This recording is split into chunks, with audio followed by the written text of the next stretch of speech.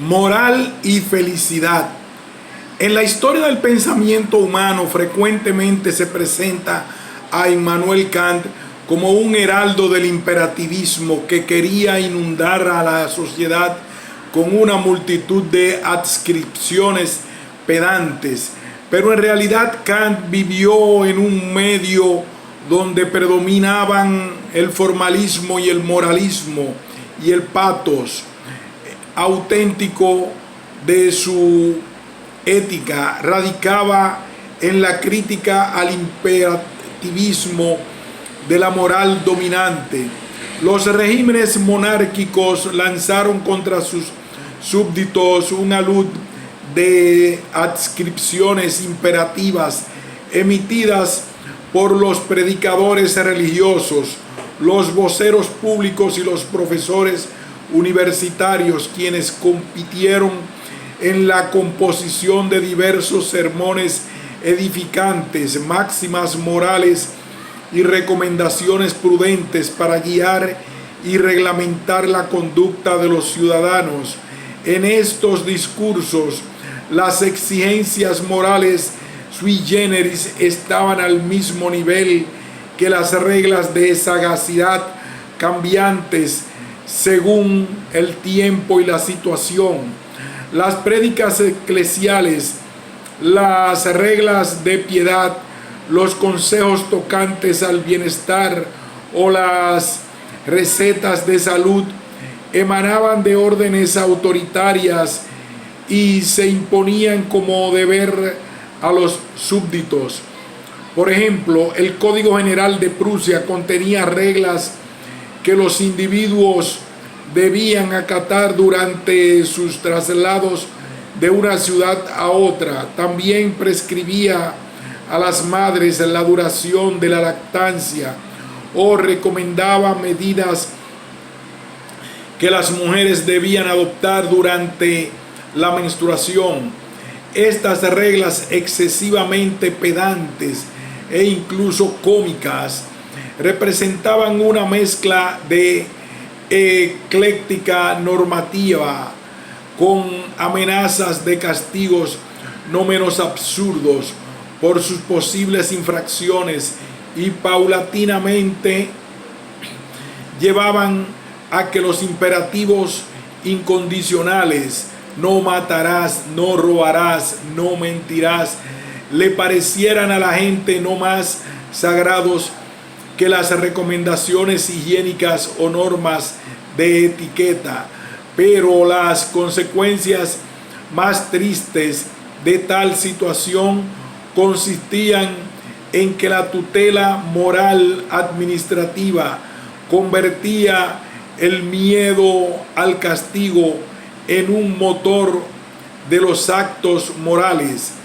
Esta tutoría mantenía la buena conducta en tanto que hacía del lenguaje de alicientes y amenazas el único idioma moral comprensible. Tal fue la cultura imperativa autoritaria que motivó al pensador alemán a buscar una salida de esta indagación. Señalaré aquí tres tendencias principales. Para comenzar, Kant trataba de superar la heterogeneidad o, hablando en términos más simples, la ecléctica de la cultura moral que, bajo la tutela del poder y con el ropaje universal, imponía a las mayorías gran cantidad de exigencias imbuidas del egoísmo grupal, estamental, confesional, corporativo. A esta heterogeneidad Kant contraponía la idea de obligaciones universales para cada ser humano e incluso para cualquier ser razonable, vigentes en cualquier lugar y época. Al filósofo alemán también le preocupaba la heteronomía de diferentes imperativos. Según Kant, este término alude a que la conducta se establece como en aras de ella misma, sino para satisfacer otros motivos, por ejemplo, obtener un provecho o evitar un castigo. La heteronomía significa también la imposición de reglas ajenas sin el consentimiento de los sujetos afectados. Se trata, en pocas palabras, de autoritarismo. La ética kantiana es antiautoritaria y presupone autonomía. Esto es, la autolegislación de cada ser humano respecto a su conducta. Ningún imperativo tiene significado moral si el hombre no puede otorgarle su consentimiento interno y racional. La tercera preocupación de Kant fue el modo de pensar hedonista y utilitario que la cultura oficial intentaba inculcar a sus ciudadanos. El Estado quería ofrecer a sus súbditos una moral guiada por alicientes y castigos, partiendo de motivos de circunspección y explotando a su favor la aspiración de cada individuo al provecho, interés y placer propios. Así, la originalidad de la ética kantiana se determina por tres razones: el universalismo, la alta apreciación de la autonomía del individuo y el estricto desinterés. Solo estos principios pueden defender al ser humano del orden dominante dirigido a su utilización y explotación, por encima de los imperativos heterogéneos, heterónomos y utilitarios. Kant coloca uno peculiar y totalmente distinto: el imperativo categórico, solo pasado por su crisol. Las otras prescripciones y órdenes radicadas en la sociedad pueden obtener su estricta dignidad moral. Según el pensador alemán, cualquier acto moral contiene un imperativo, pero no cualquier imperativo es un acto moral. Más que eso, la mayor parte de las exigencias dirigidas al hombre no tienen nada que ver con las normas morales, porque a veces se le considere como tal.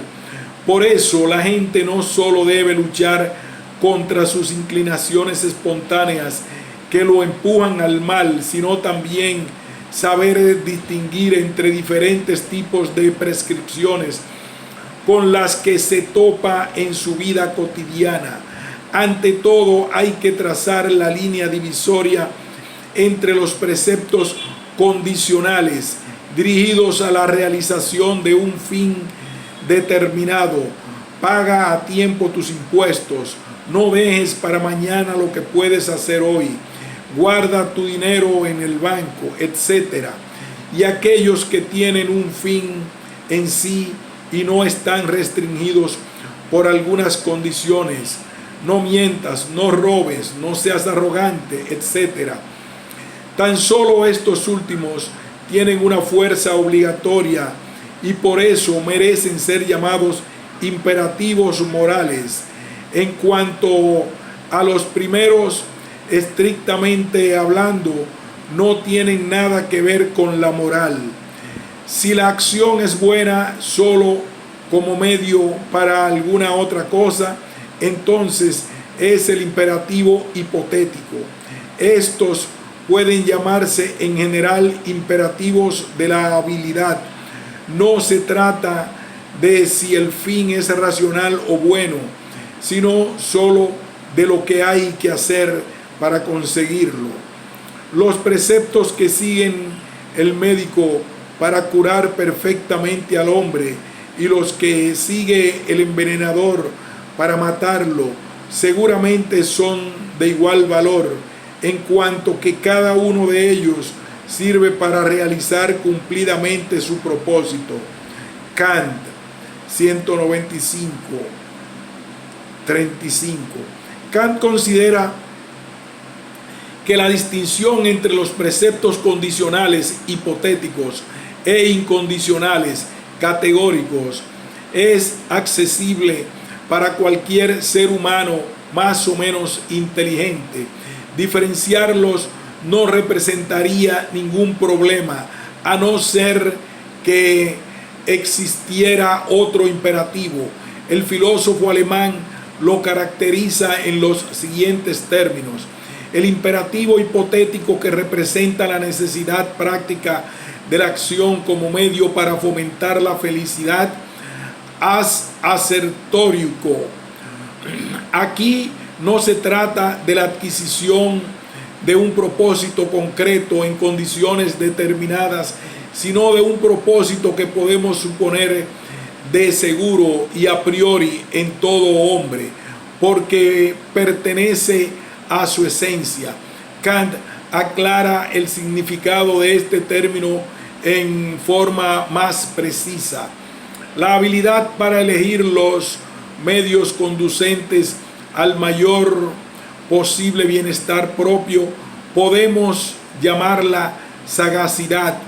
Esto quiere decir que las máximas de la sagacidad pertenecen a los imperativos asertóricos y se expresan en los preceptos de moderación, sobriedad, precaución, templanza, prudencia, circunspección, cortesía, virtudes que los moralistas de todos los tiempos recomiendan en sus instructivos para alcanzar el éxito o la felicidad. Sin embargo, lo anterior no significa que estos imperativos sean preceptos universales independientes de cualquier circunstancia concreta. Simplemente no funcionan. Lo que se puede recomendar a cualquier alguien para que alcance su felicidad es: sé sagaz, aquí de esta manera, allá de otra. Pero este imperativo es tan abstracto que no agrega nada, a excepción de un modo de pensar o reglas de conducta destinadas al sujeto que se guía por aquel. En otras palabras, el imperativo asertórico no le otorga al hipotético ninguna universalidad, únicamente le da el estatus de consejo o recomendación que podríamos considerar para asegurar el bienestar o interés propio. Kant nunca negó o puso en duda un hecho evidente: a los seres humanos le es propio querer la felicidad y aspiran a obtenerla valiéndose de medios concretos en situaciones determinadas. Lo que él negaba decididamente es la comprensión de esta aspiración eudemónica como una regla que está por encima de todas las reglas, una ley que sobrepasa a las demás. Kant se resistía a elevar el imperativo asertórico al rango de categórico. Toda su ética está dirigida contra la moral del amor propio, que considera que el acto moral no motivado por la aspiración o alcanzar la felicidad, éxito o bienestar es dudoso y sospechoso, incluso innatural. Justamente esta casuística del eudemonismo, su pretensión de ocupar el lugar de las normas a priori, tales como no matarás, no mentirás, no robarás, está en el centro de la crítica kantiana. El pensador alemán ataca el amor propio que trata de imponer a la moral auténtica sus consejos egoístas presentados bajo la máscara de pseudonarracionalismo. Kant afirma: es una desdicha que el concepto de la felicidad sea tan indeterminado que, aun cuando todo hombre desea alcanzarla, nunca puede decir por modo fijo y acorde consigo mismo lo que propiamente quiere y desea. Nadie es capaz de determinar por un principio con plena certeza que sea lo que le haría verdaderamente feliz, porque para tal determinación fuera indispensable tener omnisciencia. Así el problema, determinar con seguridad y universalidad qué acción fomente la felicidad de un ser racional, es totalmente insoluble.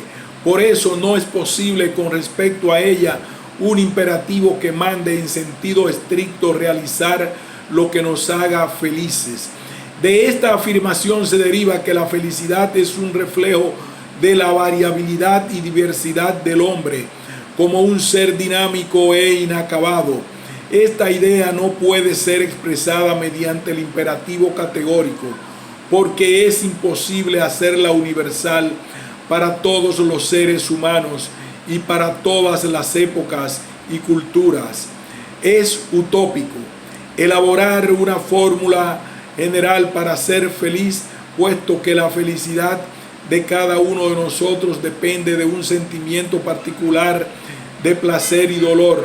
Además, en el mismo sujeto, el criterio de felicidad y los preceptos prácticos para alcanzarla varían en cada época de su existencia.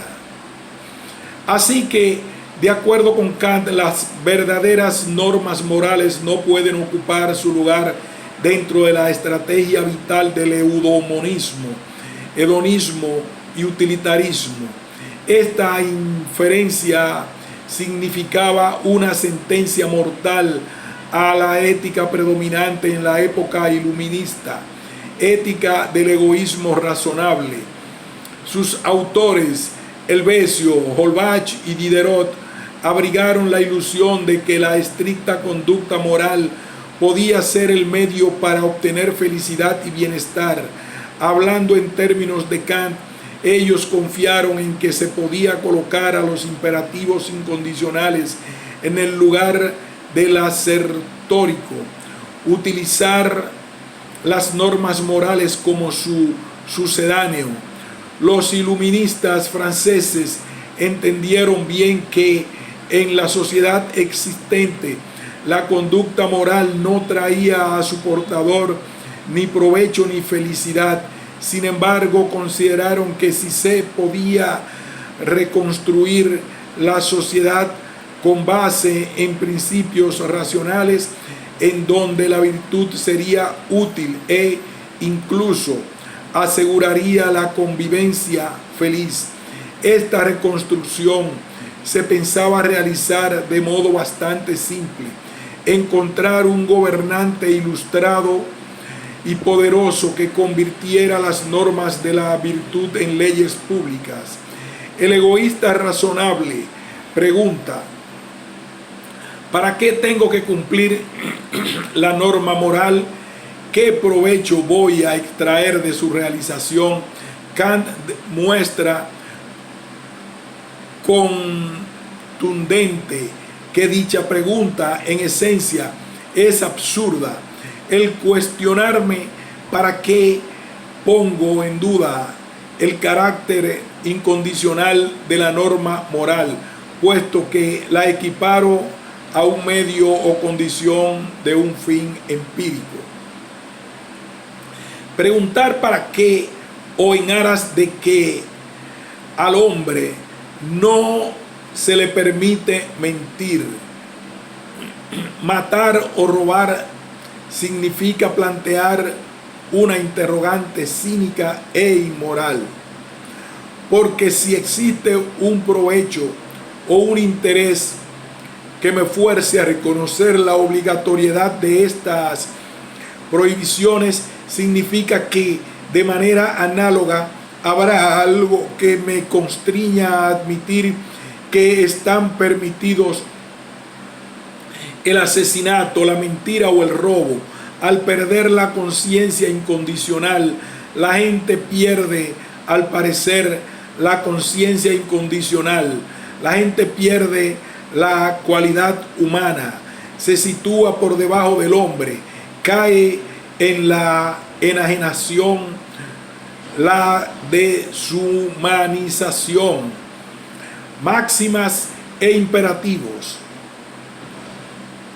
La ética kantiana incluye tres formas del imperativo categórico que están estrechamente vinculadas entre sí.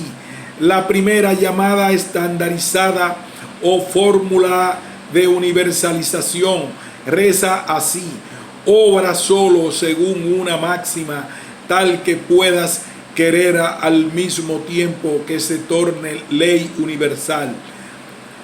Esta fórmula se acompaña por el corolario: obra como si la máxima de tu acción debiera tornarse por tu voluntad ley universal de la naturaleza. La segunda acentúa el respeto a la persona como un fin en sí mismo y se denomina fórmula de la personalidad, obra de tal modo que uses la humanidad tanto en tu persona como en la persona de cualquier otro, siempre como un fin al mismo tiempo y nunca solamente como un medio. La tercera enfatiza el momento del libre consentimiento, la propia elección en el establecimiento o reconocimiento de la regla universal de conducta y se llama fórmula de autonomía. En términos de Kant, la voluntad no está sometida exclusivamente a la ley, sino que lo está de manera que puede ser considerada como legislándose a sí propia. Por eso mismo y solo por eso sometida a la ley. Los estudiosos de Kant establecieron que estas tres fórmulas del imperativo categórico no se deducen una de otras por reglas puramente lógicas. Se puede decir que hablan de lo mismo en tres diferentes dimensiones, los tres hipóstasis de la misma ley que constituye el reino de la moral kantiana. En la primera fórmula a Kant le interesa la hipotética situación en que se encontraría el hombre si su propia voluntad estuviera dirigida contra él mismo como legítima y elevada a ley universal. Esta objetivación de la voluntad significa que Kant sugiere al sujeto de la conciencia moral la posibilidad de participar activamente en la elaboración de las leyes a las cuales él, como uno de todos, debe someterse. Por ejemplo, al niño le dicen: no tires el papel en el piso. Piensa en que se convertiría la escuela si todo el mundo tirara basura. No corras. Imagínate que todo el mundo empezara a comportarse como tú. Cualquier acción consciente, en la medida en que es el resultado de una elección, se inclina por algún orden determinado. La fórmula del imperativo categórico pone énfasis en la responsabilidad civil de la conducta moral. Acentúa que cualquier acto, en la medida en que es el resultado de una elección consciente, contiene en sí la pretensión a la legitimación social. Esta fórmula exige que el sujeto moral se pregunte si hubiera tenido la posibilidad, qué tipo de sociedad hubiera creado.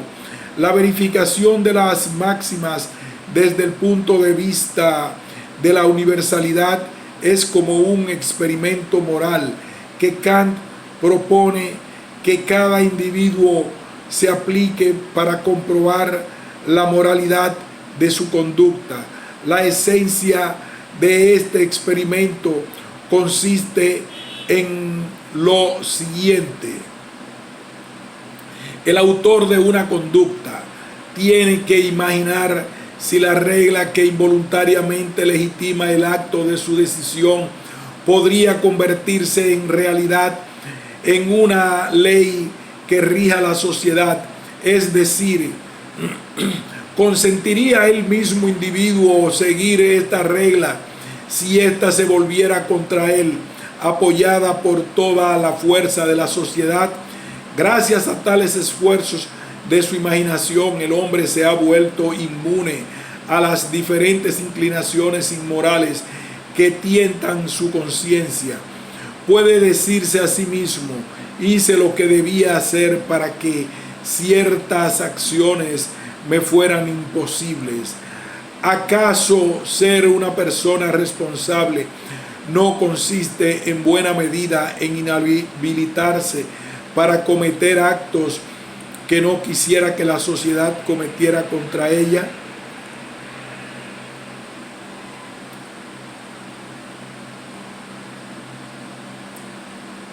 A diferencia de lo que se puede pensar, Kant nunca pretendió crear una moral nueva.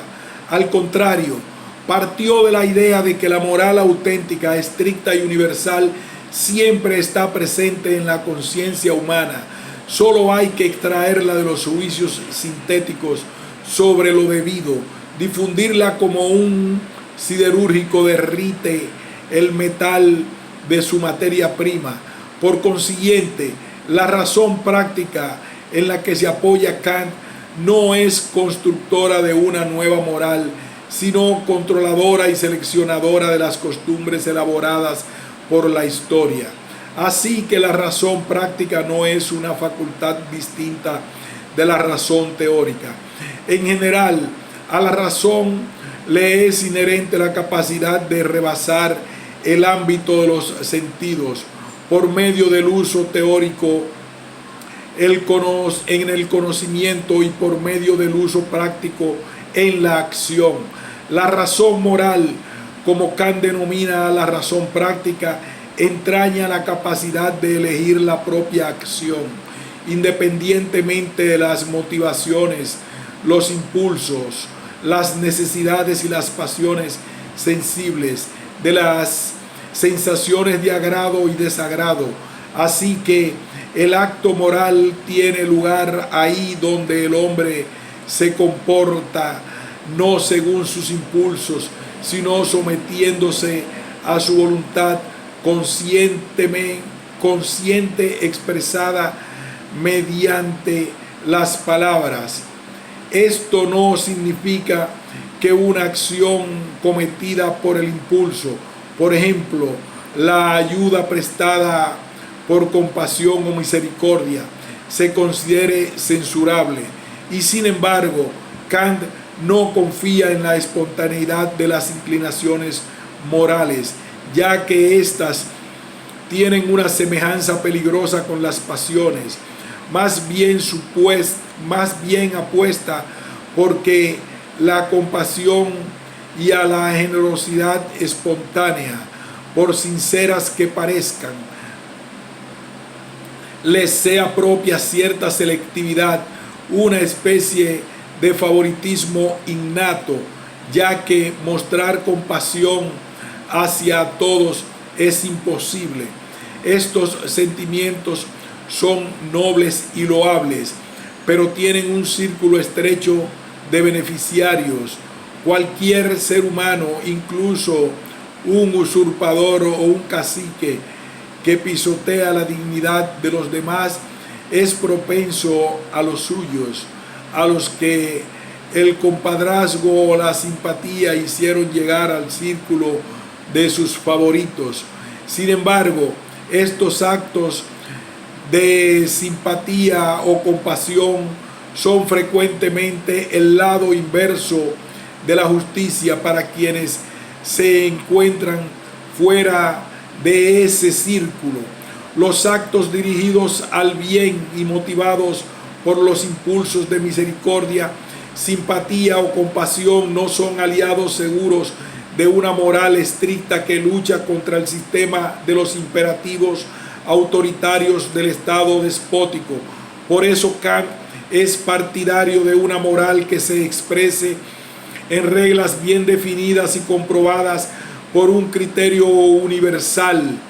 La propuesta kantiana, en primer lugar, es estrictamente racional y por eso adopta una actitud crítica ante la ética romántica que glorificaba los sentimientos cordiales. En opinión de Kant, el que cumple su deber suscita en nosotros el sentimiento del respeto. Por ejemplo, un gran futbolista, una estrella de cine podrían ser el objeto de nuestra admiración e incluso de estupefacción, y sin embargo no necesariamente les tenemos respeto.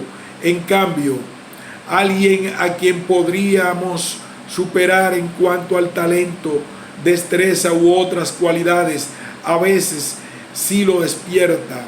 ¿Por qué? Por la rectitud de su carácter, por la nobleza de su conducta guiada por el imperativo categórico, responde Kant. En este sentido, el respeto es un sentimiento paradójico, ya que representa una síntesis, una mezcla de razón y sensibilidad. Nosotros sentimos respeto por otro que puede ser ajeno a nuestros intereses, carácter e inclusive ser adversario político, como una obligación que a veces se engendra por encima de nuestras preferencias. Es por eso que, en palabras del filósofo alemán, el respeto es un tributo que no podemos negar al mérito, querramos o no, aunque en todo caso podamos no manifestarlo exteriormente. No podemos, sin embargo, impedir que lo sintamos interiormente. Más